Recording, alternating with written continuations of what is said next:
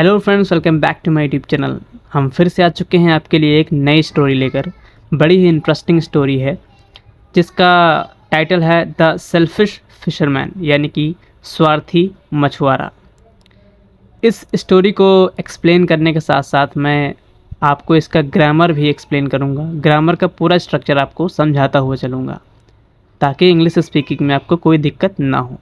और अगर ये तरीका आप आजमाते हैं इंग्लिश टू हिंदी, जो स्टोरी इंग्लिश की होती है वो हिंदी में एक्सप्लेन देखेंगे, पढ़ेंगे, सुनेंगे तो इससे काफ़ी मदद आपको मिलेगी। तो चलिए देखते हैं, शुरू करते हैं। A fisherman arrived at a village which had a clear pool full of fish. A fisherman यानी एक मछुआरा, अराइव्ड, ये सेंटेंस पास्ट इंडेफिनिट टेंस का एक सेंटेंस है। अराइव की second form arrived. A fisherman arrived यानी कि एक मछुआरा पहुंचा, कहाँ? एट अ विलेज यानी कि एक गांव में। Which had a clear pool, which had a clear pool यानी कि यहाँ पर हैड का इस्तेमाल देख रहे हैं, ये एक पास्ट पॉजेसिव सेंटेंस है। पास्ट पॉजेसिव टेंस का जो सेंटेंस होता है उसमें उसका मतलब ये होता है कि किसी पास्ट में किसी के पास कुछ था, ठीक है। तो विच हैड अ क्लियर पुल यानी कि जो गांव था उसमें क्या था? एक साफ पुल यानी कि तालाब था। फुल ऑफ फिश यानी मछलियों से भरा हुआ। He threw his hook into the pool and began to stir the water। अच्छा, इसे स्टर नहीं बल्कि स्टर पढ़ेंगे, ठीक है। अब यहाँ पर देख सकते हैं थ्रो के सेकंड फॉर्म थ्रो लिखा है। थ्रो मतलब फेंकना होता है। अब क्योंकि ये जो सेंटेंस है ये पूरा पास्ट इंडेफिनिट टेंस का एक सेंटेंस है, इसलिए थ्रो के सेकंड फॉर्म थ्रू। ही थ्रू यानी उसने फेंका, हिज हुक यानी अपना कांटा, इनटू द पूल यानी तालाब में, एंड बिगेन और शुरू कर दिया, टू स्टर यानी हलचल मचाना, द वाटर यानी पानी में हलचल मचाना। स्टर मतलब हिलाना या हलचल मचाना, ठीक है। This will disturb the fish and they will run to my hook and get caught. This will disturb यानी ये अशांत करेगा, द फिश यानी मछलियों को, and they will run to my hook और वो दौड़ के चली आएंगी, टू माई हुक यानी मेरे कांटे के पास, एंड गेट कॉट और पकड़ी जाएंगी। ये पूरा सेंटेंस फ्यूचर इंडेफिनिट टेंस का है। हेल्पिंग और विल आप देख रहे होंगे, ठीक है। आगे देखते हैं। ही थॉट, उसने ऐसा सोचा। उस फिशरमैन ने ऐसा सोचकर बोला कि ये जो मैं कांटा पानी में डाल रहा हूँ वो मछलियों को डिस्टर्ब करेगा और वो दौड़कर मेरे हुक के पास चली आएंगी, मेरे कांटे के पास चली आएंगी और पकड़ी जाएंगी। ही थॉट यानी उसने ऐसा सोचा। विदाउट थिंकिंग यानी ये बिना सोचे, दैट कि he was making the water muddy, वो पानी को गंदा कर रहा है। मडी मतलब मैला या गंदा करना, ठीक है। विदाउट थिंक यानी बिना ये सोचे, that he was making the water, वो पानी को कर रहा है, मडी यानी कि गंदा, यानी बिना ये सोचा कि पानी गंदा हो जाएगा वो ऐसा कर रहा है। Hey why are you dirtying our drinking water, ये प्रेजेंट कंटिन्यूअस टेंस का एक इंटेरोगेटिव सेंटेंस है, ठीक है। डर्टी में आईएनजी यानी डर्टिंग। वाई आर डर्टिंग यानी तुम गंदा क्यों कर रहे हो, आवर ड्रिंकिंग वाटर यानी हमारा पीने का पानी, ठीक है।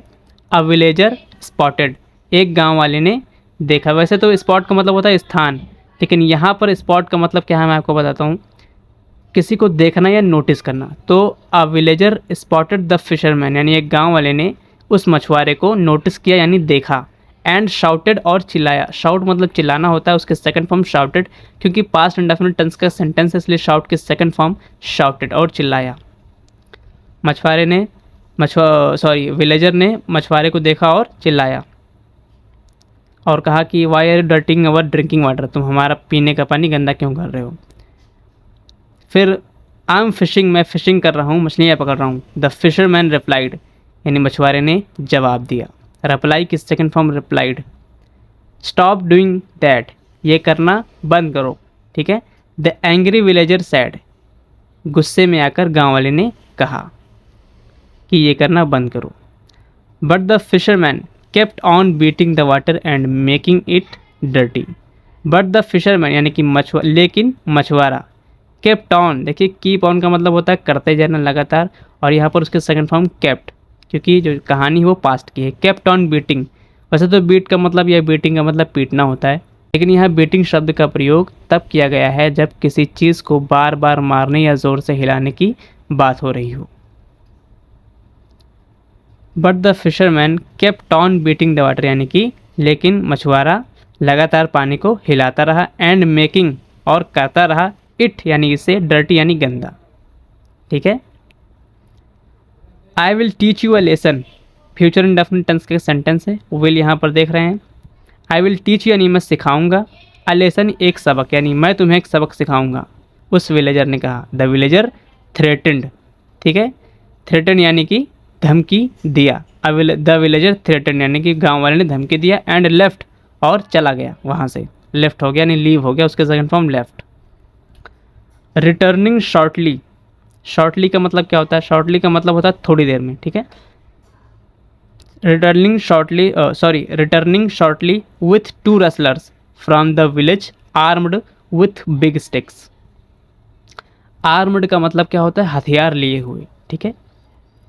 थोड़ी देर में वापस लौटा वो विथ 2 रेसलर्स, 2 रेसलर्स के साथ। ठीक है। फ्रॉम द विलेज यानी गांव से 2 रेसलर के साथ वो थोड़ी देर में ही वापस लौटा। आर्म्ड विथ बिग स्टिक्स, मैंने आर्म्ड का मतलब बताया ना, हथियार लिए हुए। ठीक है। तो बड़े स्टिक्स यानी डंडे, 2 नहीं है, आर्म्ड विथ बिग स्टिक्स यानी कि बड़े डंडों के साथ वो 2 रेसलर्स को गांव से लेके लौटा। Before they sad anything, before यानी पहले के पहले, दे सैड एनीथिंग यानी कि इससे पहले कि वे कुछ कहते, the scared fisherman immediately pulled out his hook from the water. यानी कि इससे पहले कि वो कुछ कहते, वो रेसलर्स डरे हुए मछुआरे ने इमीडिएटली यानी तुरंत ही, पुल्ड आउट यानी खींच लिया, हिज हुक यानी अपना कांटा, फ्रॉम द वाटर यानी पानी से। आई वॉज जस्ट लीविंग, मैं बस जा ही रहा था सर्स, ऐसा उस मछुआरे ने कहा उन रेसलर से। आई एम सो सॉरी, मुझे माफ़ कर दो, to have been so selfish and to dirty your drinking water. मुझे माफ़ कर दो, मैं स्वार्थी होकर आपका ये पानी गंदा कर रहा था। I am sorry to have been so selfish and to dirty your drinking water. ठीक है। द फिशरमैन सैड, मछुआरे ने कहा, एंड रैन अवे और भाग गया। रन के second form ran. The rod works, डंडा काम करता है, वेयर लव फेल्स, जहाँ प्यार नाकाम हो जाता है। ठीक है। द विलेजर सेड, उन गांव वालों ने ऐसा कहा। तो ये स्टोरी तो यहीं तक थी। बाकी इसमें से जो आपको वर्ड पता चले जिनका मतलब आपको हिंदी में नहीं पता था, उसे नोट कर लेना। और जो भी स्टोरी मैं आपको एक्सप्लेन करूं तो साथ में नोटबुक लेकर ज़रूर बैठा करिए। ठीक है। और वर्ड नोट किया करिए, वोकैबुलरी सारी नोट करिए, उसकी हिंदी मीनिंग लिखिए उसके सामने और उसे याद करिए, तभी आपको कुछ ना कुछ इम्प्रूवमेंट दिखेगी। अगर आप नहीं लिखेंगे, याद नहीं करेंगे तो आपके दिमाग से निकल जाएगा, पढ़ेंगे बस वही समझ में आएगा, उसके बाद निकल जाएगा। तो ये कुछ स्टोरीज जैसा कि मैंने पढ़ा, अब एक बार मैं इसे इंग्लिश में ऐसे ही पढ़ देता हूँ। ठीक है। A fisherman arrived at a village which had a clear pool full of fish. He threw his hook into the pool and began to stir the water. This will disturb the fish and they will run to my hook and get caught. He thought without thinking that he was making the water muddy. Hey, why are you dirtying our drinking water? A villager spotted the fisherman and shouted. I'm fishing. The fisherman replied. Stop doing that, the angry villager said. But the fisherman kept on beating the water and making it dirty. I will teach you a lesson. The villager threatened and left, returning shortly with 2 wrestlers from the village, armed with big sticks. Before they said anything, the scared fisherman immediately pulled out his hook from the water. I was just leaving, sirs. I am so sorry to have been so selfish and to dirty your drinking water. The fisherman said and ran away. The rod works where love fails, the villager said. आपको क्या करना है, एक बार पहले पढ़ लेना है, फिर उसका हिंदी मतलब समझना है। ठीक है। आज के लिए इतना ही, मिलते हैं अगली वीडियो। मेरे पास ढेर सारी स्टोरी हैं, यहाँ पर आप देख सकते हैं, बहुत सारे पेजेस हैं। मिलते हैं अगली वीडियो में।